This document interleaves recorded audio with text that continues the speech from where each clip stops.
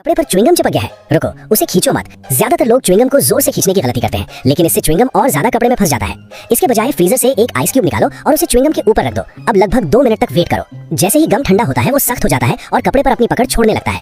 अब गम को धीरे से लिफ्ट करो, देखा गम आसानी से बाहर आ गया बिना कपड़े को नुकसान पहुंचाए। ওকে, তো ভাবলাম আমি একটা আইস কিউব দিয়ে কি হবে, তো যা ছিল সবকটা আইস কিউব দিয়ে দিয়েছি। এবার দেখা যাক কি হয়। কোনো সময় যদি আমাদের এই সেন্টার ফুড যেটা আমরা খেয়ে থাকি, এই কোনো কাপড়ে যদি এই সেন্টার ফুড একবার লেগে যায়, সেটা তোলাটা অসম্ভব হয়ে পড়ে। যেমন আমার কাছে এখন একটা রুমাল আছে আর আমি খাচ্ছি এই সেন্টার ফুড। তো এবারে যদি আমি এখানে রুমালটাকে এর সঙ্গে লাগিয়ে দিই, দেখা যাচ্ছে এটা একদম এমনভাবে চিপকে যায়, একদম তোলা অসম্ভব হয়ে পড়ে। বা আমরা হয়তো কোথাও অজান্তে সেন্টার ফুটের উপর বসে পড়ছি, পিছনে প্যান্টে ছিপকে যাচ্ছে।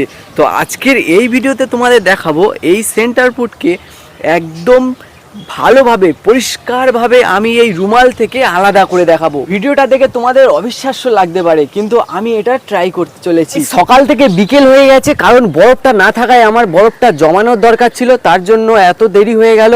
তো সেই অবস্থায় আমাদের এই চুইংগামটা এখনো আমাদের রুমালে আটকে আছে। দেখবো এই বরফটা এর ভিতরে 2 মিনিট রাখবো, রেখার পর দেখবো ভিডিওর মতো এটা কাজ করে কিনা। তো চলো গাইস, বরফটাকে তোলা যাক, এবার এর উপর রেখে ট্রাই করা যাক। গাইস, বৃষ্টি পড়া শুরু হয়ে গেছে আর আমাদের এই সে চুইংগাম এখানে আটকে আছে এখনো পর্যন্ত। দেখো এটা আমি টানছি, উঠছে না, ঠিক আছে। এই সকাল থেকে আটকে আছে। এবার আমরা এই আইস কিউবগুলো নিয়ে সিম্পলি এর উপর এইভাবে রেখে দেবো ভিডিওর মতো। তো এবারে আমরা 2 মিনিট অপেক্ষা করব, এই বরফটা গলে যাবে যখন, তখন তারপরে দেখব এটা ভালোভাবে উঠে আসতে পারে কি না।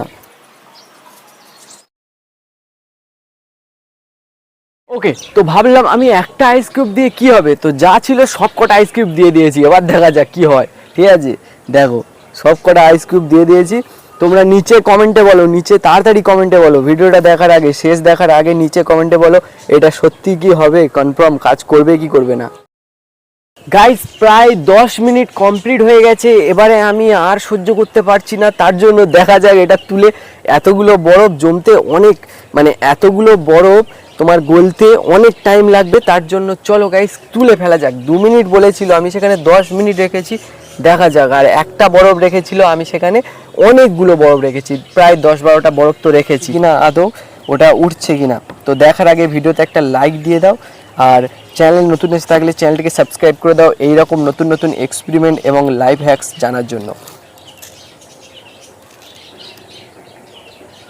ওয়াও গাইস, তোমরা দেখতেই পেলে কাগজ ছেঁড়ার মতো আওয়াজ হলো এবং এটা খুব সুন্দরভাবে উঠে আসলো। তোমরা দেখতেই পেলে কোনো মানে এখানে কিছুই নেই, এগুলো শুধু আমি যদি টানি এগুলো উঠে আসবে। সেগুলো আমি নখ দিয়ে সব কিছু তুলে দিয়েছি, একদম আর নেই, সব পরিষ্কার হয়ে গেছে। দেখো তোমরা দেখলেই বুঝতে পারবে এগুলো, এইটা ছিল এই বড়টা, তো এগুলো আমি ফেলে দেবো এবার।